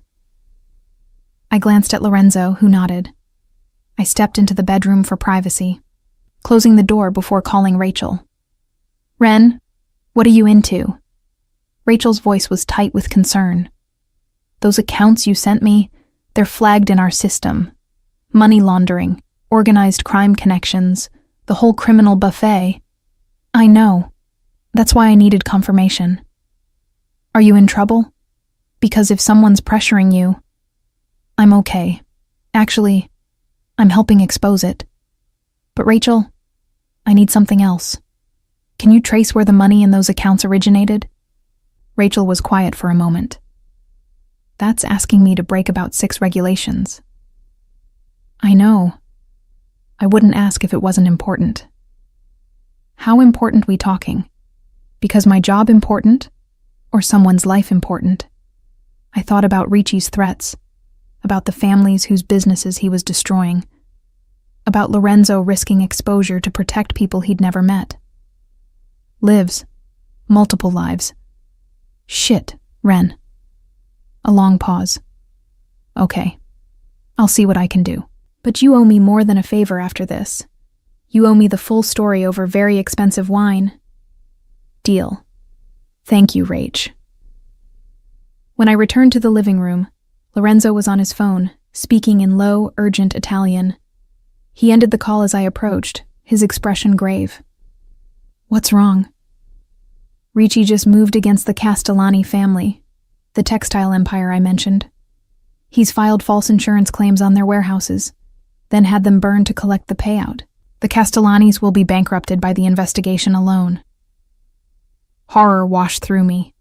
He burned warehouses? Were people inside? No, thankfully. He's brutal but not stupid. Murder investigations draw too much attention.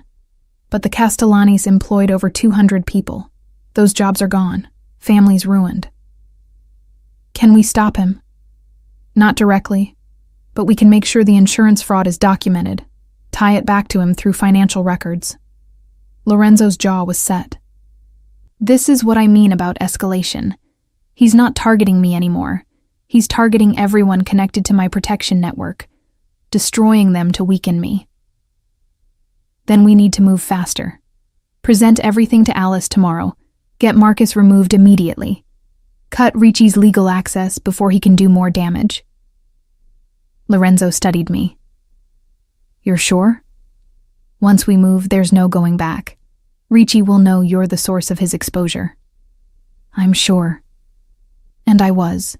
Whatever doubts I'd had about participating in Lorenzo's world had evaporated when faced with Ricci's callousness. But Lorenzo?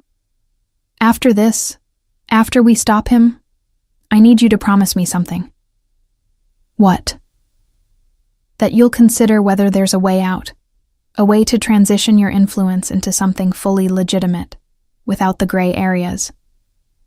I moved closer to him. I'm not naive. I know you can't just walk away.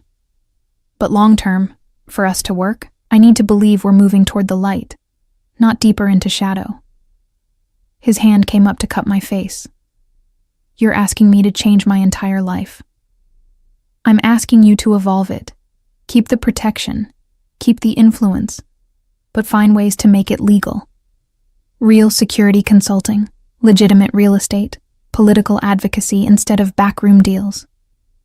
That would take years, maybe decades. I know.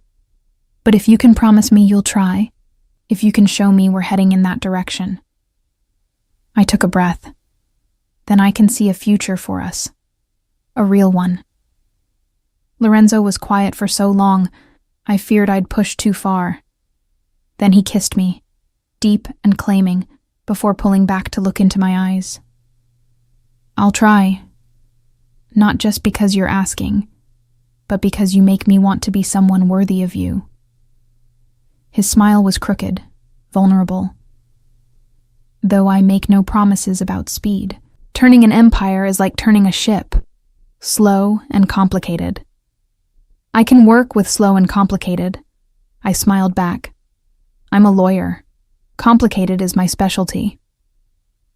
We spent the rest of the day preparing for tomorrow's meeting with Alice, refining our presentation, anticipating objections. Felix brought dinner, another elaborate meal I hadn't requested but appreciated. Lorenzo stayed late, ostensibly to work, but I suspected the real reason was simpler. Neither of us wanted to be apart. When he finally left at midnight, my apartment felt too large, too empty. I stood at the windows, watching the city lights, and wondered how in 2 weeks my entire life had transformed.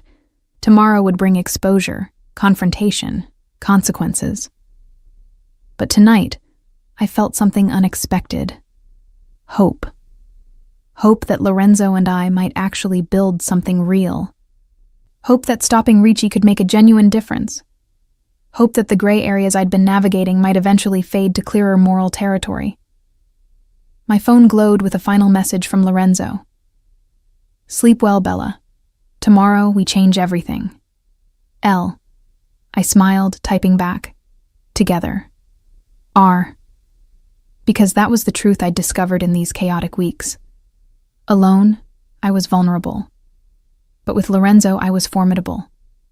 And Ricci was about to discover exactly how dangerous we could be when we worked as one.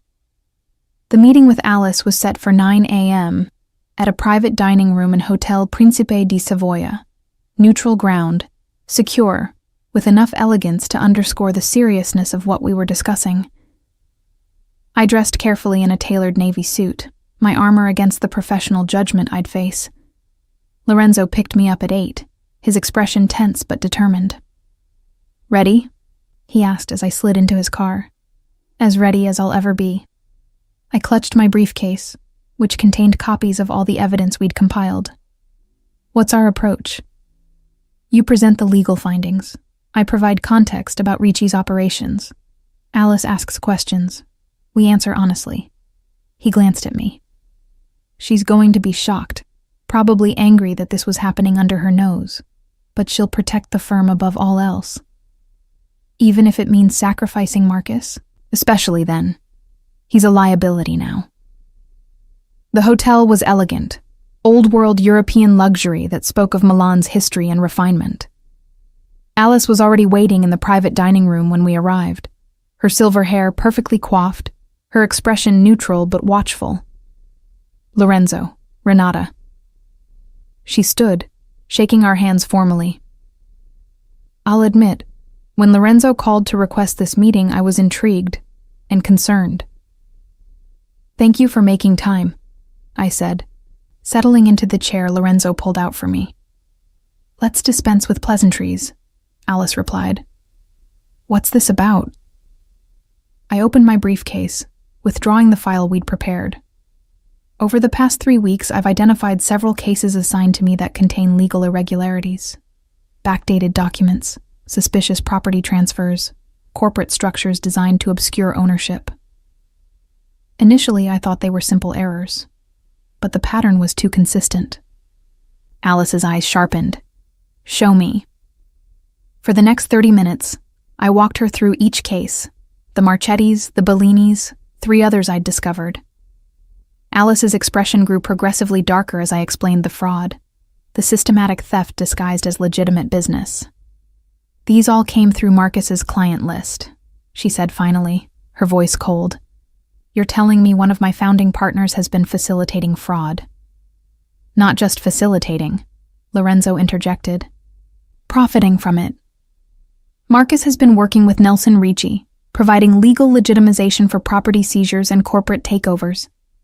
In exchange, Ricci has been paying him substantial sums, enough to purchase a Tuscan villa with cash 3 months ago." Alice's face went rigid. "You investigated Marcus?" "I investigate everyone who might threaten my interests," Lorenzo said calmly. "And when Ricci started targeting the families I protect, Marcus's connection became relevant. This is extraordinary." Alice stood, pacing to the window. "If this is true, the reputational damage to the firm can be contained," I interrupted, "if we move quickly. Remove Marcus immediately, cooperate fully with authorities, present ourselves as the victims of his deception. The firm comes out looking vigilant, not complicit." Alice turned to study me. "And what's your role in this, Renata? Why are you presenting this with Lorenzo rather than bringing it to me privately?" I'd prepared for this question. "Because Ricci has already moved against me. He filed complaints with the Bar Association, trying to preemptively discredit me before I could expose Marcus. Lorenzo's been providing protection and legal counsel." "Protection." Alice's gaze moved between us, assessing. "Is that all he's been providing?" Heat rose to my cheeks, but I held her stare. "Lorenzo and I have developed a professional relationship. Don't insult my intelligence, Renata." Alice's voice was sharp. "I've been practicing law for 30 years. I recognize personal involvement when I see it. The question is whether that involvement compromises your professional judgment. It doesn't, Lorenzo said firmly. Renata's findings are solid. Every irregularity she's identified is real, documented, legally actionable. Her relationship with me doesn't change the evidence. Perhaps not, but it changes the optics. Alice returned to her seat. If we move against Marcus based on information you've provided, Lorenzo, people will question our motives. They'll say we're doing your bidding. Then verify it independently, I urged. Have your own forensic accountants review the cases. The fraud is there, Alice. Marcus has been betraying the firm for at least 2 years.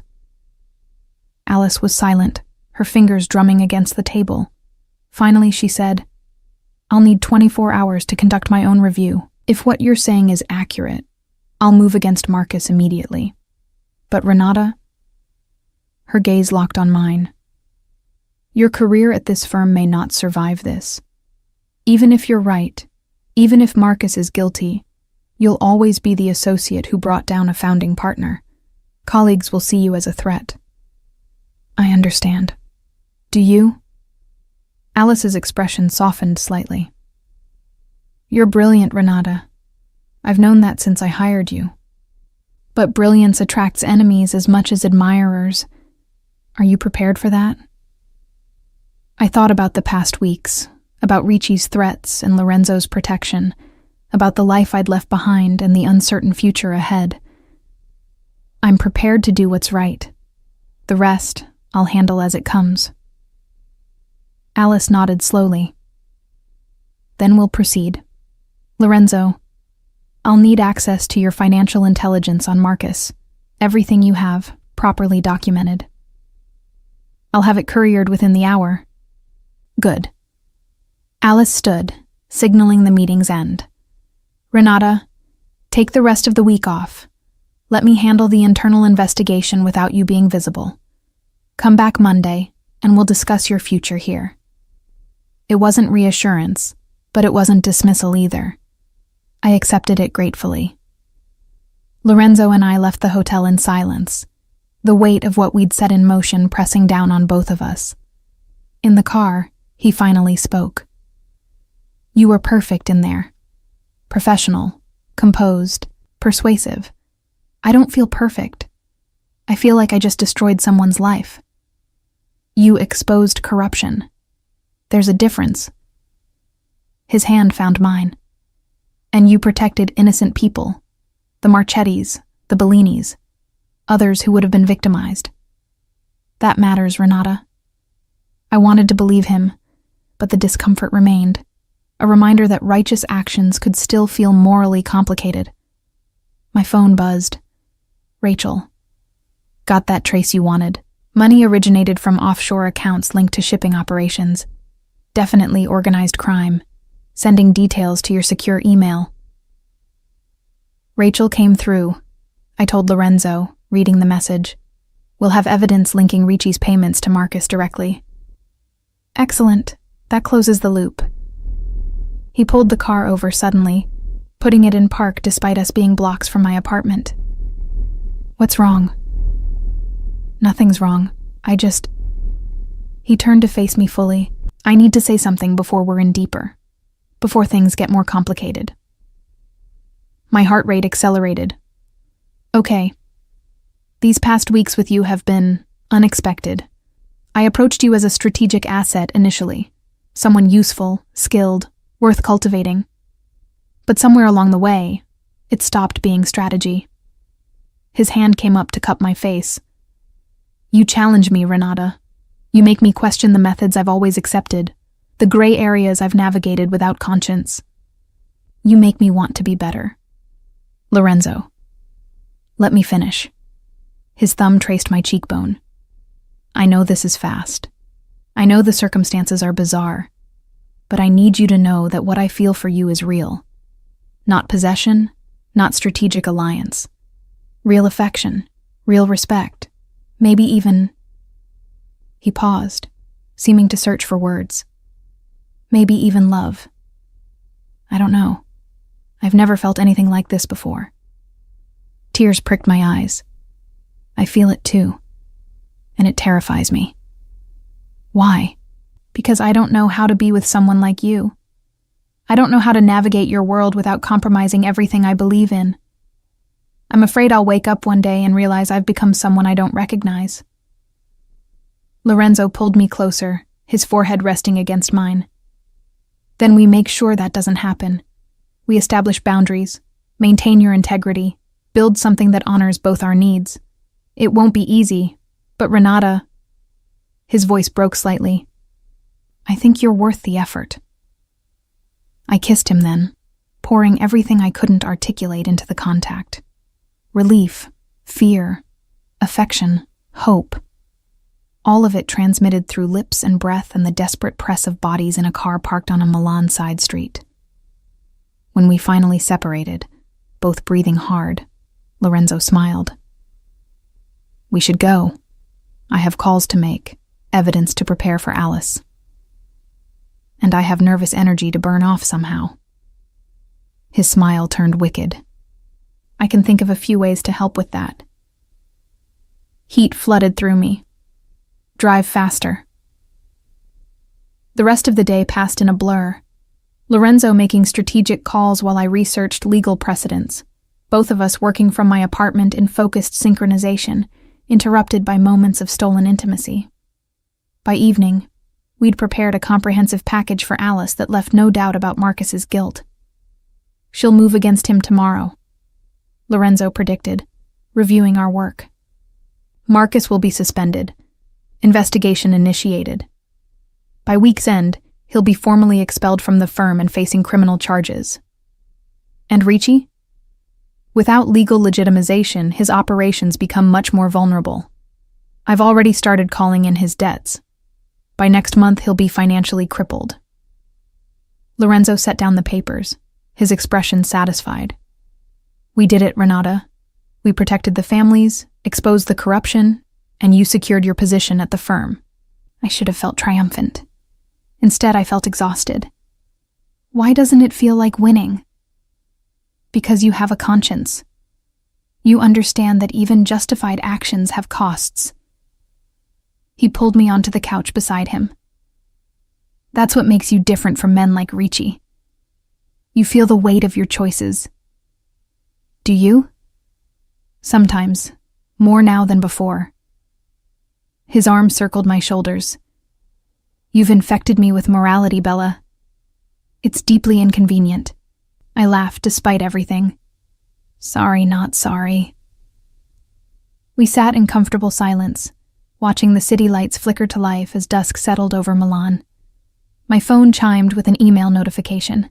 Alice confirming she'd received our evidence package and would act immediately. It's really happening, I murmured. It is. And Renata? Lorenzo turned to look at me. Whatever comes next, whatever complications arise, I want you to know something. You're not alone in this. You have me, my resources, my protection, always. The absoluteness of his promise should have felt overwhelming. Instead, it felt like coming home. My phone rang, an unknown number. I answered cautiously. Hello? Signorina Ferreira. The voice was unfamiliar, male, with a thick Italian accent. My name is Nelson Ricci. I believe we should meet. Ice flooded my veins.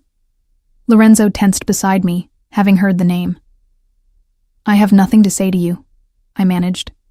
Oh, but I have much to say to you. About your involvement with Colombo, about the evidence you've been compiling against Marcus, about the precarious position you've placed yourself in. His voice was smooth, almost friendly. I'm a reasonable man, Signorina. I believe we can reach an understanding that benefits us both. I'm not interested in understanding with you, not even to protect those you care about. Your friend Emily from the firm, your college roommate Rachel, your elderly parents in the countryside. So many people could be affected by your choices. Rage and fear warred in my chest. If you threaten them, I'm not threatening, I'm observing. Consequences have a way of rippling outward, affecting the innocent. A pause. Meet with me. Tomorrow, noon, the Giardini Pubblici. Come alone and we'll discuss how to resolve this situation peacefully. She won't be meeting you, Lorenzo said, taking the phone from me. And Ricci, if you go near anyone she cares about, you'll discover exactly how much I'm willing to sacrifice to protect what's mine. He ended the call, his expression murderous. He threatened my parents, I whispered, trembling. Emily, Rachel, people who have nothing to do with this. He's desperate, cornered. This is exactly what I feared.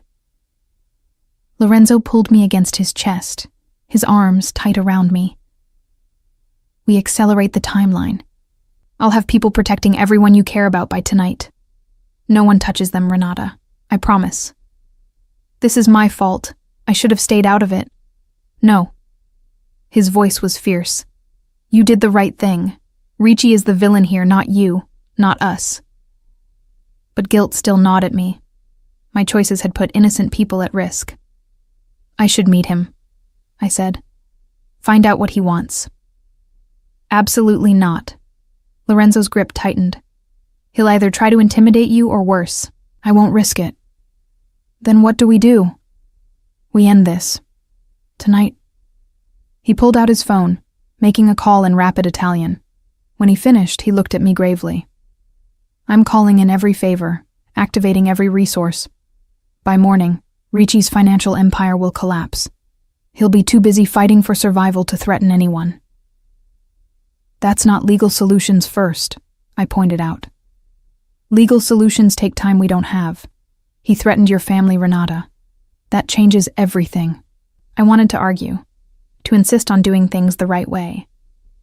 But fear for my parents, for Emily and Rachel, overrode principle.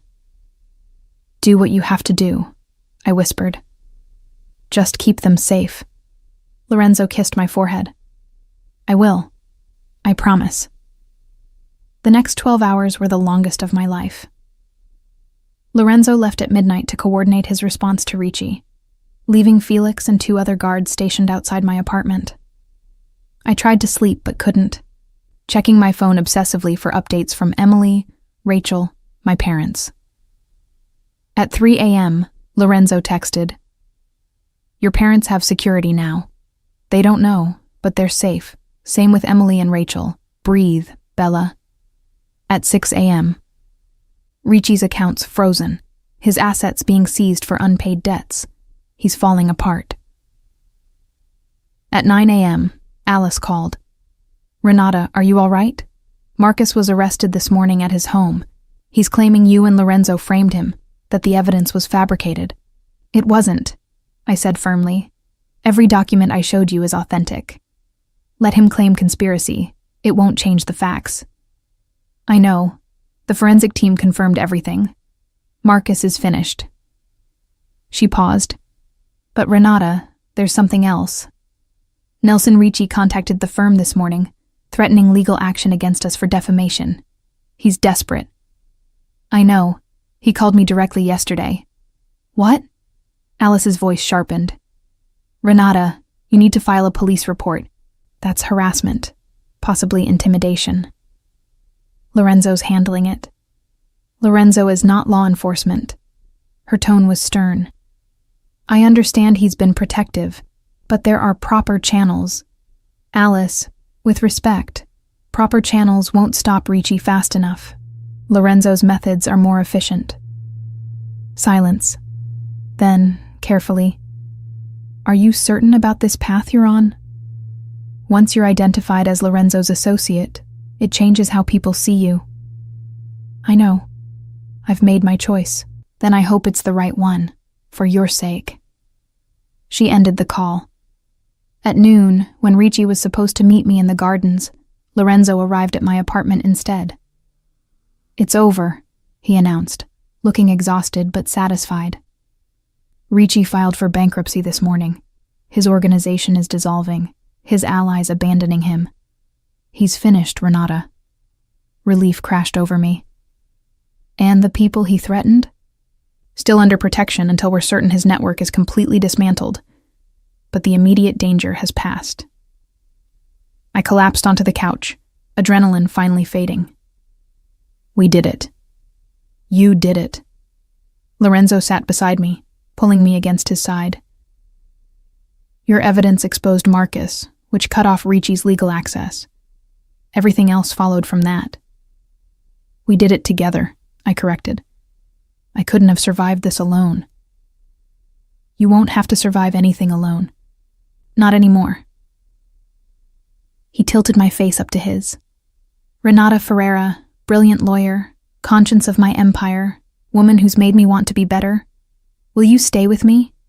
Not just for safety, not just for strategy, but because we're building something real? Tears spilled down my cheeks. Yes. But Lorenzo, I need you to keep evolving, keep moving toward legitimacy. I will. It'll take time, but I promise. Every year will be more legitimate, less gray, for you, for us, for the future we're building. I kissed him then, pouring all my relief and hope and affection into the contact. When we finally separated, both smiling, I said, "So what happens now?" Now, we live. You return to work. I reorganize my operations to be more legitimate. We figure out how to build a life together that honors both our values. He grinned. Simple, really. Nothing about this is simple. No, but it's ours. And that's enough. 3 weeks later, I stood in Alice's office accepting a promotion to senior associate. Marcus was in prison awaiting trial. Ricci had fled Italy entirely, his empire in ruins. The families Lorenzo protected were safe, thriving even. And I was in love with a former mob boss who was slowly, carefully transforming his empire into something we could both be proud of. Not a fairy tale, not a simple happy ending, but a beginning. Complicated, imperfect, ours. Lorenzo was waiting outside the firm when I finished work, leaning against his car with flowers in hand. When he saw me, his face transformed with that smile that still made my pulse race. Ready to go home, Bella? Home.